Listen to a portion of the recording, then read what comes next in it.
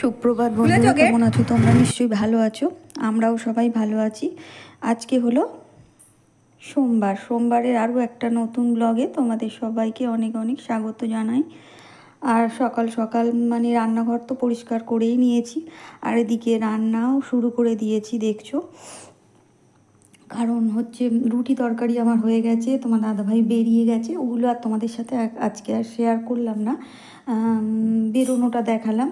তো সমস্ত মানে টিফিনে রুটি তরকারি করা হয়ে গেছে, আর সঙ্গে সঙ্গে এদিকে চলছে আমার রান্না। কারণ এদিকে আবার বাবু বেরোবে, তো সেই জন্য ও 8:10-15-র মধ্যে খেতে বসে যাবে। তো সেই জন্য এদিকে রান্না প্রতিদিনই মানে স্কুল আর অফিস থাকলে এভাবেই করে নিতে হয় আমাকে প্রতিদিন। তো এইখানে দেখো আজকে কিন্তু ঝিঙের খোসা আর আলু পেঁয়াজ একসাথে ভাজতে দিয়েছি কড়াইয়ের মধ্যে, আর এগুলো খেতে কিন্তু দারুণ লাগে। তো তারপর এদিকে দেখো ওটা হচ্ছে ভাজা, তো একটু আস্তে আস্তে হলে ভাজাটা সুন্দর হয়। তো এদিকে সমস্ত আরও রান্না হবে, সেগুলো মানে সবজি দেখেছো কেটে ধুয়ে রেখেছি। আর এখন হচ্ছে বাবুর হচ্ছে লেবুর জলটা আর কি একেবারে করে টেবিলের মধ্যে দেবো, কারণ এদিকে আস্তে আস্তে সময় হয়ে এসেছে। তো ওদিকে ঝিঙে কিন্তু আমি ঝোল করে আর কি নিরামিষ ঝোল করে রেখেছি। মাছটা তো কালকেই ভেজে রেখেছিলাম আর ফ্রিজ থেকে বের করে রেখেছি। তো একটু নর্মাল হোক হলে তারপর ঝোলটা মানে ঝোলের সাথে আর কি মাছটা দিয়ে ফুটিয়ে নেব, আর তার সাথে একটু মানে মুসুর ডালের বড়ি দেব। তো সেই জন্য আর কি এদিকে দেখো ওখানে রয়েছে গামলার মধ্যে ওই ডেচকিটায় আর কি স্টিলের, ওর মধ্যে কিন্তু রয়েছে মানে চাল ধোয়া জলটা। ওগুলো এখনও দেওয়ার আজকে সময় হয়নি, আসলে টুকটাক অনেক রকম রান্না থাকলে না সময়টা বেশি লাগে। তো আজকে একটু সময়টা বেশি লাগছে, তো সেই জন্য আর ওই মানে এখনও চাল ধোয়া জলটা কিন্তু দেওয়া হয়নি। তো এদিকে দেখো আমার কিন্তু আলু ঝিঙে আর পেঁয়াজ দিয়ে আলু মানে ঝিঙের খোসা আর কি ভাজা কমপ্লিট হয়ে গেছে, ওটা তুলে নিলাম। আর এটা যদি গাছের ঝিঙে হয় না আরও সুন্দর খেতে লাগে, কারণ গাছের টাটকা ঝিঙে তুলে রাখলে তো আরও মানে একদম কচি হয় ঝিঙের খোসাটা। তো দেখো কালকে মাছ ভাজা করে রেখেছিলাম, তো মাছটা বের করে আবারও কড়াইয়ের মধ্যে একটু গরম করতে দিয়ে দিলাম। তো এবার ঝোলটা আমি ওদিকে করে রেখে দিয়েছি, তো এবার ওটা দিয়ে দেবো। কারণ সকালে রান্না হলে না একদিকে করে করতে গেলে হয় না আমার, ও দুদিকেই মানে উনুন মানে ওভেন আর কি জ্বালাতে হয়। তো দুটো কড়াইয়ে অনেক সময় আমি করে নিয়ে আবার এদিকে রেডি করে দিই টাইমের মধ্যে। আসলে একা হাতে সমস্ত একটা টাইমের মধ্যে না করতে গেলে সকাল 8টা মানে 5-10 তার মধ্যে বুঝতেই পারছো।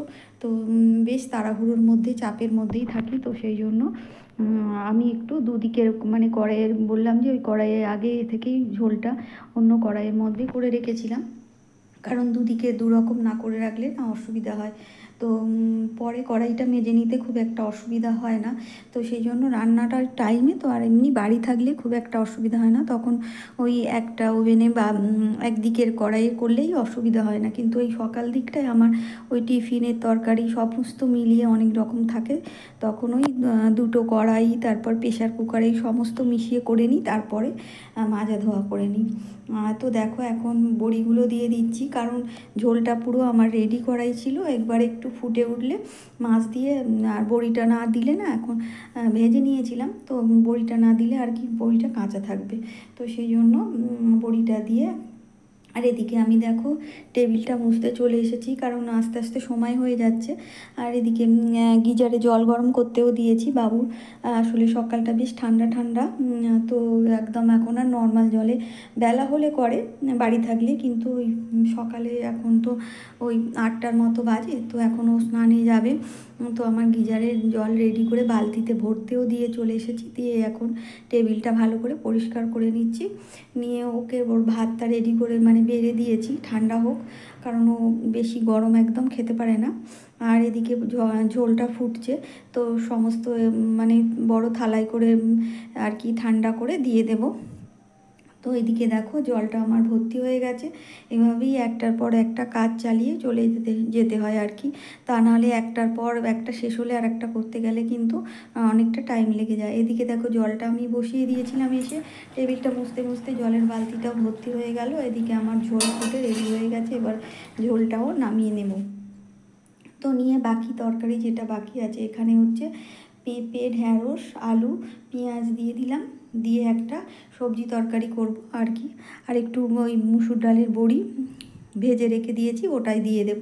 তো আজকে এভাবেই একটা নিরামিষ আর কি সবজি তরকারি করে নিচ্ছি। আর ওদিকে তো দেখলে ঝিঙের খোসা আলু পেঁয়াজ দিয়ে ভেজে নিয়েছি। তো আজকে মেনুতে এগুলোই ছিল।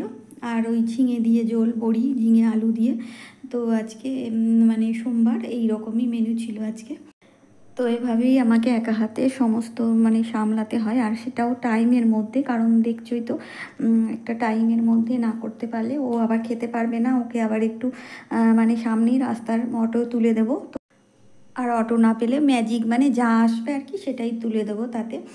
তো সামনেই যাব আবার, মানে ও যেখানে ভাত খাবে সেটা আমি তুলে আবার ওখানে বাসনটা আর কি তুলে ওখানে মুছেও নিই, কারণ অনেক শুনেছি যে বাসন মানে সগড়ি থালা সেখানে থাকলে খারাপ আর কি বাইরে গেলে।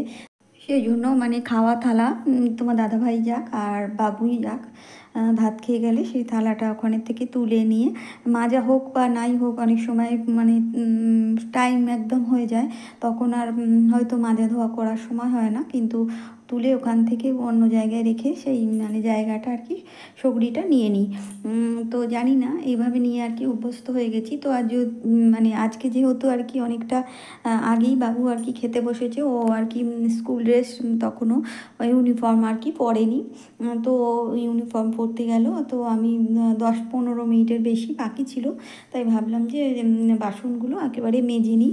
তো রান্নার বাসনগুলো একেবারে মেজে নিলাম, আর ওর যে খাওয়ার থালাটা ছিল তো সমস্ত একেবারে গ্লাস থালা সমস্ত মেজে ধুয়ে আর কি নিয়ে যাব। ও ততক্ষণ ঘরে আছে আর ইউনিফর্ম পরবে, আর তাছাড়া একটু পড়াশোনা হয়তো করছে, যেহেতু টাইম আছে হাতে 15 থেকে 20 মিনিট টাইম আছে। তো সেই জন্য মাজা ধোয়া করে নিতে চলে এলাম। আর এই জল আবার বেশিক্ষণ থাকবে না, 9:30 পর্যন্ত থাকবে। তো ও তো হয়তো গাড়িতে উঠতে উঠতে 9:05 অনেক সময় হয়ে যায়। তো সব দিন তো সমান হয় না, আসলে রাস্তার গাড়ি, এটা তো রিজার্ভ করা নয়, তাই জন্য আর কি যে টাইমের মধ্যেই সব সময় আসবে তা না, একটু দেরিও হয়, কখনো আবার একটু গিয়েই সঙ্গে সঙ্গে পেয়ে যায়। তো যাই হোক, এখন আমি মানে আর কি মাজা ধোয়া করে নিলাম, ধুয়েও নিচ্ছি বাসনগুলো, একেবারে নিয়ে চলে যাব। আর ঘর টর কিন্তু আমার এখনও মোছা হয়নি।